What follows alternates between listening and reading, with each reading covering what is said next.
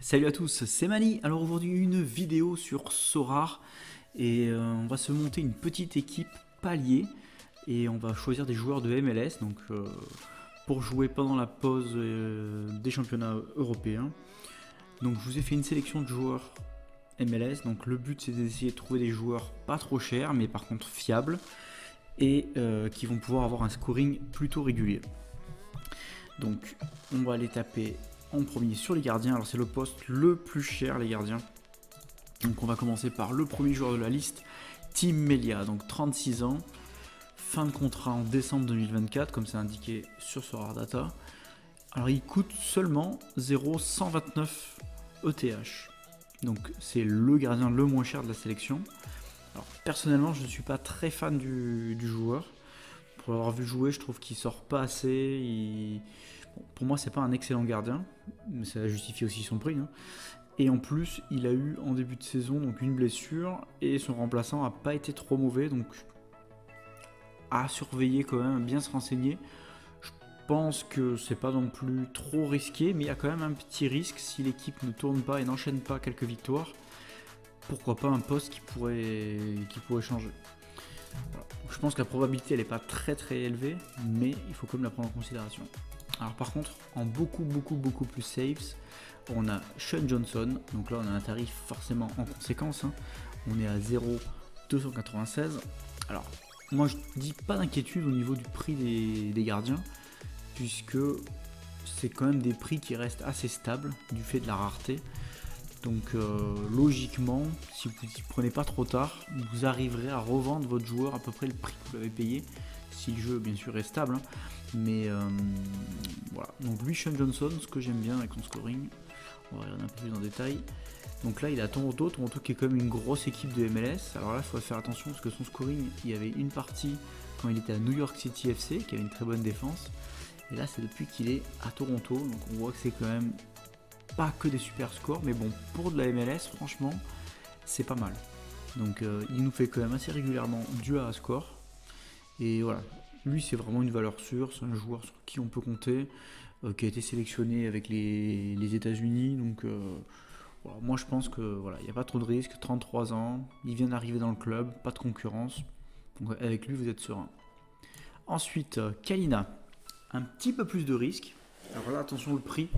Donc il a annoncé dans les dernières ventes autour de 0,220. Là, le moins cher que vous pouvez trouver sur le marché, c'est 0,300. Donc lui, il revient de blessure. Donc c'est le numéro 1 à son poste à Charlotte. Donc il vient de refaire un premier match. Donc là, on voit que lui, il fait quand même assez régulièrement du A score. Si on regarde un petit peu, voilà, il est capable d'aller taper des gros scores. Et c'est plutôt, pour l'avoir vu jouer quand même plusieurs fois, je trouve qu'il est quand même plutôt rassurant et il est capable de faire des super parades.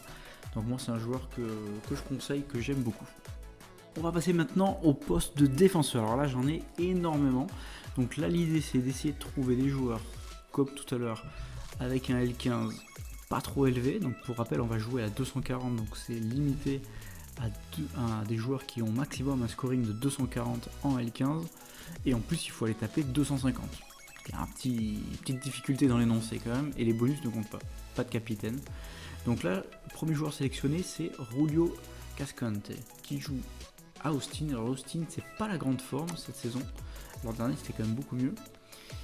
Mais par contre voilà, lui il était absent, il était blessé, là il revient, il fait un premier score franchement correct, surtout pour du palier. Et on voit qu'il est capable, alors attention, taper des gros scores, mais également des scores un peu moins bons. Donc ça, c'est pas forcément le candidat idéal. Mais dans l'ensemble, si on regarde un petit peu son scoring, il fait quand même relativement souvent des bons scores. Donc on va dire qu'il est plutôt pas mal. Alors moi, j'avais surtout vu parce qu'il était à 0,024. Depuis, il est un petit peu monté. Donc là, ça commence à être un poil moins intéressant, vu son scoring. Mais si vous arrivez à l'avoir autour des 0,24, 0,30, c'est pas mal. On va passer ensuite à Rafael Chicos. Donc lui, ou Chichos, je sais pas comment on dit, donc c'est un Allemand qui joue au Chicago Fires. Donc lui, il a une particularité que j'aime beaucoup, c'est qu'il tire les pénaltys de son équipe. Donc là, on voit qu'il vaut aux alentours de 0,27, et même là, le moins cher sur le marché est à 0,23. Alors par contre, attention, petite blessure. Alors j'ai pas les fouillé dans le détail de la blessure, mais a priori ça n'a pas l'air très grave d'après l'info. Bon, au niveau du calendrier qui arrive, on va dire que c'est correct. Atlanta, bon, après tout est possible en MLS, donc au final il y a certainement des gros matchs, mais au final n'importe qui peut battre n'importe qui, donc faut pas non plus prendre trop au sérieux le calendrier. Donc voilà, là lui on voit que depuis cette saison, il a plutôt un scoring assez stable, aux alentours des 50+, donc ça c'est très bien. De temps en temps un peu plus, et voilà, si de temps en temps il peut aller nous mettre un petit péno, on dit pas non. Voilà, donc après c'est pas le joueur de l'année non plus, mais pour du palier c'est très bien. On va passer ensuite à Robin Johnson. Alors là, pourquoi je l'ai sélectionné, c'est surtout parce qu'il a un L15 qui est très bas, 43, donc ça c'est top. Et en vrai il est dans une équipe qui est pas si mauvaise que ça, Orlando. Et si on regarde un petit peu son scoring, donc là cette année, quelques mauvais scores qui le plombent, mais sinon un scoring correct. Et surtout si on regarde un peu plus dans les années passées, voilà, il y avait quand même quelque chose d'un peu plus intéressant. Voilà, 0,025 pour du joueur palier, c'est très bien. On va passer ensuite à Purata. Donc Purata, c'est un joueur mexicain qui joue en défense centrale d'Atlanta. Alors lui, petit avantage, c'est que voilà, il joue à Atlanta dans une grosse équipe pour un prix moyen. J'aurais pas dû le mettre, je viens de voir qu'il n'y avait qu'une seule carte en jeu. Donc désolé. Donc celui-ci, si vous arrivez à l'avoir à ce prix-là, tant mieux. Mais bon, du coup c'est un peu compliqué de faire un focus prix. De toute façon il va pas monter énormément haut quand on voit les scorings. Par contre il est capable d'aller mettre, il monte souvent sur les corners, donc il est capable d'aller mettre des buts. Donc dans une grosse équipe de MLS, ça peut être intéressant. Voilà, par contre voilà, j'avais pas fait gaffe, il n'y avait qu'une seule carte. Donc à voir la prochaine qui arrive. Ensuite, alors un joueur qui a une magnifique coupe de cheveux, hein, et franchement on dirait une espèce d'araignée ou je sais pas quoi, bon bref. Donc lui il joue à Colorado Rapids. Colorado Rapids c'est pas trop mal à domicile, à l'extérieur un peu moins. Lui ce que j'aime beaucoup c'est un petit L15 de 45, donc ça va vraiment nous aider pour les paliers. Un prix, donc là il a monté parce qu'il a mis un but cette journée pardon. Mais sinon voilà il était aux alentours des 0,15, 0,16, c'était vraiment, si on regardait un peu les dernières ventes, voilà, franchement c'est top quoi. Donc ça c'est vraiment des prix pour un joueur palier, c'est vraiment génial. On voit qu'en termes de scoring, alors là par contre ça a été un peu moins génial, mais je me fie pas trop à ce petit paquet de matchs. En général c'est quand même un joueur, si on regarde un petit peu son scoring, voilà, bon après il vaut 0,015, hein, mais qui est quand même capable d'aller taper quand même des scorings assez réguliers. Donc, hélas de temps en temps des scorings un peu bas, mais je pense que Colorado va un peu se refaire là sur le... J'ai vu un peu les derniers matchs. Je pense que c'est quand même un peu mieux qu'en début de saison. Donc voilà, petit pari pas trop risqué. Alors après beaucoup plus intéressant, alors là attention, le prix moyen 0,22, par contre le moins cher en vente 0,50. Donc à voir combien vous pouvez l'avoir. Donc là un L15 de 50, donc là on est pas trop mal, ça serait bien un peu moins. Et par contre voilà, là on voit que le scoring il est régulier et en plus il est un peu haut, il joue dans une bonne équipe, New England Revolution, c'est très bien. Donc avant il jouait à Nashville, donc là cette saison il est au New England. Donc et ça lui réussit pas trop mal, donc moi je trouve que c'est un très bon choix. Ensuite Paul Marie, donc là c'est pareil, ça vaut pas cher, ça joue sur les côtés. Voilà, par contre c'est scoring un peu plus irrégulier, mais ça peut toujours être un joueur que vous pouvez prendre pour avoir un peu de banc. Il faut quand même pas partir avec juste pile 5 joueurs, c'est bien d'avoir quand même au moins un ou deux remplaçants, ou au moins avoir un petit peu de cash de côté. Et lui, bon là en fait il faut pas trop regarder son scoring qui était ici, donc c'est cool parce que du coup ça lui fait baisser son L15. Mais par contre là maintenant il a une place de titu, et depuis qu'il est titu il est plutôt dans ces scorings là, et là c'est déjà plus intéressant pour le prix. Mais du coup comme il y en a beaucoup qui regardent le scoring global, bah forcément oulala, c'est risqué, alors qu'en fait cette saison c'est plutôt de ces places là, donc c'est déjà un peu mieux. Ensuite c'est Luis Martins, donc là il est dans une équipe qui est plutôt efficace cette année à Vancouver. Il a un contrat qui se termine en 2024, un L15 de 45, là on a tous les critères, il vaut aux alentours de 0,13, 0,15, c'est pas mal. Alors on va voir qu'en scoring c'est plutôt pas trop mal, hein. Ça c'est cette saison, donc là il jouait pas en début de saison, Et là, bah là, sur les matchs qu'il a joué, c'est plutôt pas mal. Donc pour le prix, moi j'aime beaucoup, surtout dans une équipe qui marche bien. Alors ensuite un Français, Rudy Camacho, donc la superstar de Snoop. Donc lui, il vaut aux alentours de 0,19, 0,20, donc c'est plutôt un tarif correct. Un L15 de 49.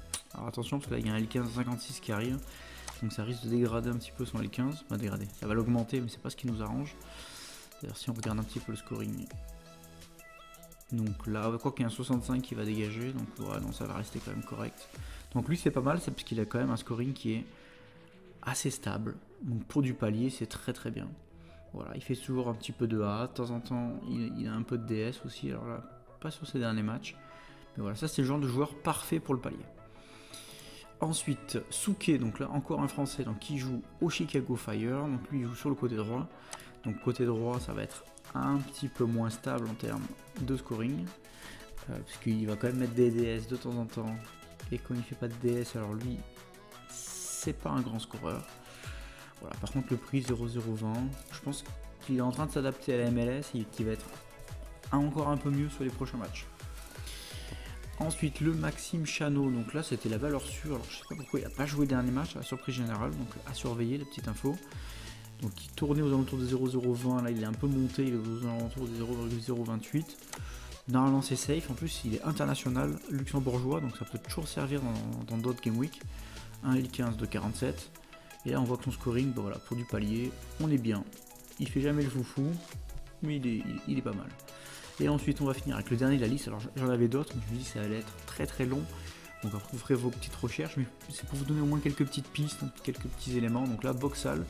Donc en défense, c'est pas trop mal cette année à Minnesota, comme tous les ans d'ailleurs. Un L15-51, donc là on a un peu de just, il est un poil haut. Voilà, par contre, voilà, 0,25. Alors après avoir les autres joueurs que vous avez, ça peut très bien s'intégrer. Et là voilà, c'est plutôt pas trop mal. Donc voilà pour les défenseurs. Alors les milieux de terrain, donc on va commencer par Mauricio Pereira. Donc il joue à Orlando, donc là il était blessé. Donc à surveiller s'il revient bien au prochain match, parce que là il est plus indiqué comme blessé. Donc là du coup, le fait qu'il ait une blessure, c'est pour ça que je le mets dans la liste. Alors il a un L15 qui est un petit peu haut, mais on va voir qu'il y a quand même des petits paramètres sympas. Donc là déjà au niveau du prix, 0,040, franchement très bien. Et surtout, donc là on voit que il a un L15 de 53, mais un L5 de 47. Et parce que en fait, voilà, là il y a des grosses notes, ces grosses notes vont bientôt disparaître, donc du coup ça va lui faire baisser son... Là on voit qu'il a eu quelques... Bon, il est stable, hein, mais il n'a pas eu des grosses notes, normalement il est capable de faire beaucoup mieux. Donc lui en plus c'est un joueur qui je pense peut prendre un petit peu de valeur dès qu'il va faire quelques DS. Donc c'est peut-être un joueur que vous allez pouvoir aussi revendre. Donc on peut se faire des paliers, mais on peut aussi faire un petit peu de plus-value sur nos joueurs, pourquoi pas les revendre. Ne gardez pas vos joueurs à vie. Hein. On va passer ensuite avec un autre joueur idéal pour le palier, c'est Ilie Sanchez. Donc Ilie Sanchez, il joue au Los Angeles FC. Il fait du AA. Il est pas très cher, 0,030. Voilà, c'est stable, c'est pas foufou, mais ça reste quand même une valeur sûre. Voilà, il fait toujours un petit peu de A comme il faut. Donc là, on a vraiment sur un joueur qui est très très bien. Ensuite, et puis qui joue dans un gros club qui marche bien. Ensuite, donc vous avez des chances peut-être de faire les playoffs, donc ça peut toujours être intéressant. Il faut avoir toute l'équipe qui suit. Jonathan Osorio qui était blessé, qui revient de blessure, donc là un tarif que je trouve très intéressant, 0,59 pour un joueur de ce calibre. Donc lui il est très bon. Bon, par contre un L5 de 59, parce que notamment il y a un petit sang qui vient mettre un peu le bazar. Mais sinon là il y avait les matchs qui comptaient, donc là pendant la Coupe du Monde où il n'a pas trop joué, parce qu'il est international canadien. Et du coup, bah, ça lui fait baisser son L15. Donc là, on va voir un petit peu pendant combien de temps on peut on peut en bénéficier encore pendant 1, 2, 3, 4. Là, par contre, il va y avoir du gros score. Après, ça va un peu lisser. Donc, je pense que vous allez pouvoir jouer quelques temps avec lui. Donc, voilà, très bon joueur qui a une place sécure dans l'équipe. Donc là, moi, je conseille très vivement. Ensuite, Mathieu Chouanière. Alors, je le connais moins, celui-là, dans la liste. Par contre, on le connaît tous par rapport à son scoring. Il nous a enchaîné 200 d'affilée. Alors, c'est pas forcément le scoring qu'il fait habituellement, sauf que cette année, nouvel entraîneur, position un petit peu différente, Et surtout, du coup, il y a des joueurs qui sont partis, donc il peut prendre un peu plus de ballon. On voit quand même un joueur qui est capable d'aller taper des 47 et des 57 de A. C'est pas rien quand même. Je dis pas qu'il va le refaire à chaque fois, mais je serais pas étonné que son scoring change beaucoup de cette partie-là. Donc, moi, je pense que ça peut être un bon pari. Alors par contre, c'est un pari un peu cher, parce qu'il a 0,045. Mais voilà, je trouve qu'il est très intéressant. Ensuite, un de mes chouchous, Jamiro Montero. Donc lui, à peu près voilà, le même tarif, 0,045. Si tu regardes son scoring, donc là ça j'aime beaucoup parce que c'est quand même plutôt stable, capable d'aller taper des 70 de temps en temps, même des beaucoup plus gros scores si on regarde un petit peu son passif. Voilà. Donc là, même à un moment donné, une très grosse période. Alors là, celui-là, ça fait un moment qu'il a pas refait des gros scores là, un petit peu là. Mais voilà, donc une équipe qui tourne bien en plus, pour un tarif correct. Donc là, c'est super joueur. Ensuite, Alex Ring. Alors, attention, je trouve qu'il a tendance à se blesser de temps en temps. Par contre, voilà, le tarif, top, hein, 0,018. Donc là, pour un L15 de 49. Donc là, on est quand même sur du joueur très intéressant en termes de rapport qualité-prix. Voilà, ça fait pas du score de foufou. Moi, je vous ai dit qu'il se blessait, mais en fait, je dois confondre parce que là, je vois qu'il est quasiment tout le temps là. Il a eu un beaucoup plus gros scoring avant, parce qu'il était, c'était quand il était au New York City. Et là, ça reste quand même correct. Voilà, à savoir qu'il a un peu varié les positions et il peut jouer aussi défenseur. Ensuite, Rusnak, donc lui c'était un très gros scoring il y a 2 saisons. Il est parti ensuite à Seattle dans lequel il a changé de position, il est beaucoup moins haut, donc beaucoup moins de DS. Et là si on regarde son scoring, donc là maintenant, voilà, c'est un joueur qui coûtait à l'époque jusqu'à 0,600 ou quelque chose comme ça. Là on le retrouve à 0,051. Donc il joue dans une très bonne équipe. Alors là on voit qu'en termes de scoring, c'est quand même beaucoup moins bien qu'il y a quelques temps. Il y a quelques temps, alors vous allez voir les scores. On était vraiment très bien. Et depuis qu'il est à Seattle, c'est moins bien, mais bon voilà, un prix correct sur un joueur qui a quand même du potentiel. Même admettons qu'il remonte, pourquoi pas un petit peu de temps en temps, comme justement le match où il a fait 83, il a joué plus haut. Ça peut être sympa, voilà, avec un beau L15 bien bas, donc là on est bien. Ensuite, Keaton Parks, donc là c'est un très bon joueur de palier. Donc il vaut 0,040, et là on regarde son scoring, voilà, ça reste plat, pas trop bas, c'est plutôt stable. Donc, et par contre moi ce que j'aime bien, c'est qu'il a quand même eu des périodes où il est allé taper des très gros scores. Donc je me dis que ça peut aussi arriver de nouveau. Donc voilà, un L15 plutôt correct aussi, donc intéressant. Robin Lod, donc là, L15 super intéressant. C'est quand même un joueur, je trouve, qui est sous-coté, donc il vaut 0,030. Quand on regarde un peu les matchs, je trouve qu'il est quand même pas mal. Il est quand même capable d'aller taper du DS. Et là, alors attention, voilà, si on regarde un peu son scoring d'avant, on voit voilà, qu'il est quand même capable d'aller taper les plus gros scores. Et là, du coup, sur les derniers matchs, voilà, donc alors là, c'est vrai que s'il reste sur ces scores là de 39-40, c'est quand même beaucoup moins bien. Mais moi je pense que là, il a un peu changé de position au cours de saison, mais je pense qu'il va...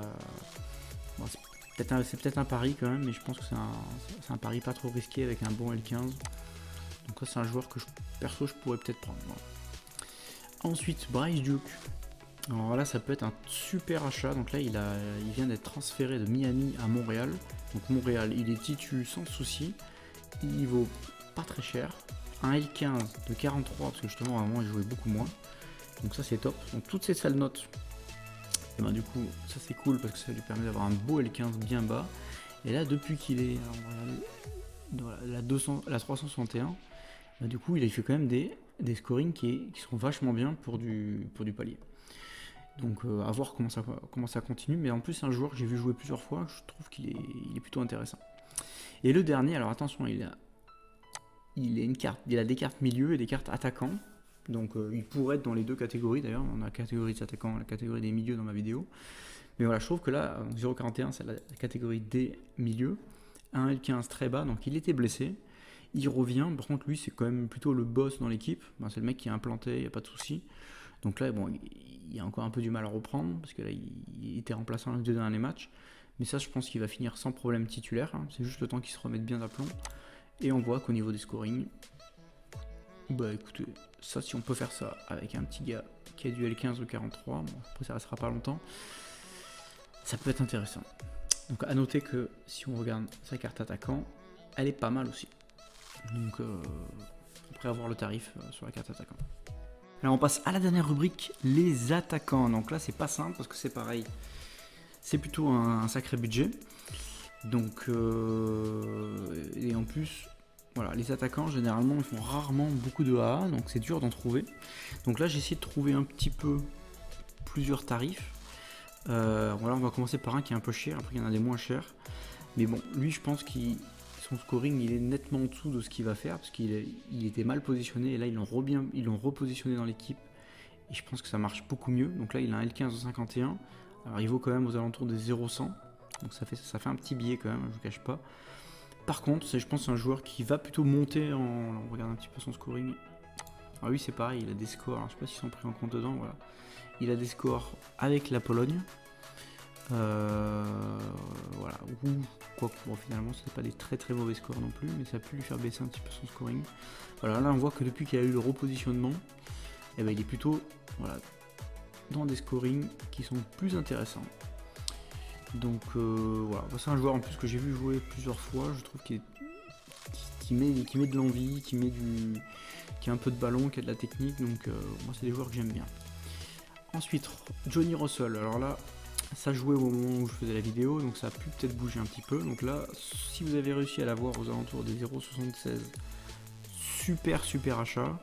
0,114, c'est un peu moins intéressant, mais si vous arrivez à trouver un petit milieu, un petit mix entre les deux, ça peut être vraiment top. Donc là, un L15 de 52, alors lui, ce qui est bien, c'est qu'il fait du AA. Là, on voit ce soir, il n'a pas marqué, il a fait son petit 31 de AA. Donc ça, c'est un joueur idéal pour du palier. Alors par contre, avoir son scoring qui monte pas trop, mais voilà, après on va voir à l'époque, il a fait quand même des très gros scores là, quand il a fait cette période là. C'est un joueur que j'avais pas acheté, j'avais hésité entre deux et je m'étais mordu les doigts. Donc du coup j'ai toujours un petit affect sur ce joueur. Alors ensuite, Brian White, alors je suis pas très fan du joueur, par contre là ce qui m'a, parce qu'il met quand même beaucoup de tirs à côté, par contre ce qui m'attire sur lui là, c'est son tarif, entre 0,45 et 0,64 pour un attaquant. Franchement c'est top, voilà, avec le 15 de 47, il rate un petit peu devant le but, mais voilà, pour un scoring comme ça, pour du palier, franchement c'est top. Ensuite, Kara, donc là pareil, donc là lui il jouait moins en début de saison, là ça y est, il reprend sa place dans le 11, 0,61, un L15 génialissime de 44, donc là on voit que là il commence à scorer. Donc là il a fini on va dire ses blessures, il reprend sa place de titu. Et voilà, donc du coup ça c'est quand même du scoring qui est plutôt intéressant pour un tarif très abordable. Donc lui voilà, je conseille. Il faudrait quand même juste checker sa situation parce qu'à un moment donné il jouait pas. Mais là depuis qu'il revient et qu'il joue titu, voilà, du coup ça tourne bien, donc je suis plutôt confiant. Alors ensuite un Français qui a joué dans le championnat de France, Corentin Jean, donc pour l'instant c'est pas encore foufou, mais du coup le tarif est super intéressant. Alors à voir, parce que Joseph Martinez a fait une belle performance ce week-end, mais sinon il est titulaire. Alors il n'a pas encore fait des gros scores, on le voit, par contre sur le terrain, pour l'avoir vu, bon, j'ai vu qu'un match et demi on va dire, mais je trouvais que sur le terrain il est intéressant. Donc du coup, je me demandais, j'hésitais même à me l'acheter en rare en me disant bon, ça peut toujours dépanner dans une équipe palier.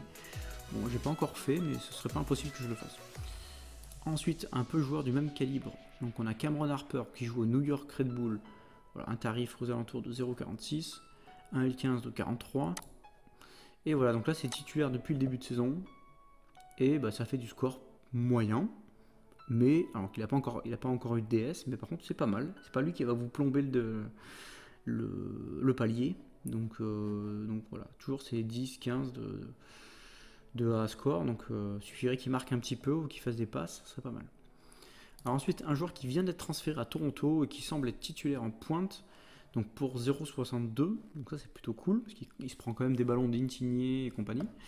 Voilà, donc là son scoring il est un peu compliqué à regarder parce qu'il jouait pas trop à Nashville, il était pas bon. Et là depuis qu'il est arrivé, donc il a fait 2 matchs. Premier match 78, deuxième match 43, mais avec à chaque fois du AA intéressant. Donc ça peut être intéressant à acheter, quoi. Ensuite, le dernier de la liste, Alan Pulido. Alors, il a marqué pendant que je faisais cette vidéo. Voilà, le L15, il est tout pourri, mais c'est génial, donc 41. Alors voilà, le tarif 0,130, c'est peut-être un poil cher. Si vous arrivez à trouver un intermédiaire entre le prix moyen et on va aller un peu les dernières ventes et le moins cher sur le marché, voilà. Si vous le trouvez à ce prix-là, achetez à 3-4 jours, c'est top. Parce que pour l'instant, il a un scoring dégueulasse, mais bon, c'est l'attaquant qui est avant-centre à Kansas. Donc à un moment donné, il y a quand même pas mal de tirs, même si pour l'instant ils n'ont pas été trop concrétisés. Et voilà, bah écoutez, ça fait, voilà, je pense que ça fait un joueur, si vous arrivez à l'avoir aux alentours de 0,70, ça peut être une très bonne opération. À l'époque, c'était quand même la star de l'équipe. Il a eu une grosse blessure. Et là, il a l'air de revenir en forme. Donc attention aux joueurs blessés, il y a toujours un risque supérieur à un joueur qui s'est jamais vraiment blessé. Mais par contre, voilà, à l'époque, il avait quand même un scoring qui était vraiment très bien. Donc à voir, voilà. Je pense que celui-là, il ne faut pas le prendre à 0,130, mais si vous arrivez à le prendre aux alentours de 0,65, ça peut être une belle opération. Ben voilà pour cette liste, donc c'était un petit peu long, hein, mais au moins ça vous fait plein de noms, ça vous permet de décider. J'avais pas envie de vous donner 5 noms et hop, vous les prenez, vous les achetez. De toute façon, ça marcherait pas parce qu'au bout d'un moment, il y en a plus sur le marché et ils deviennent plus chers. Donc bah voilà, pour faire un petit palier. Donc après, réfléchissez quand même vers allez, fin juillet à revendre un petit peu vos joueurs pour rebasculer en Europe. Même mi-juillet, c'est quand même mieux. Mais en attendant, ça va vous permettre de jouer 2 mois et demi. Donc avec des joueurs qui sont plutôt bon marché, et si ça peut vous rapporter le palier à chaque fois, ce qui est pas facile, mais ça serait le top. Allez, à bientôt et bonne Game Week à tous.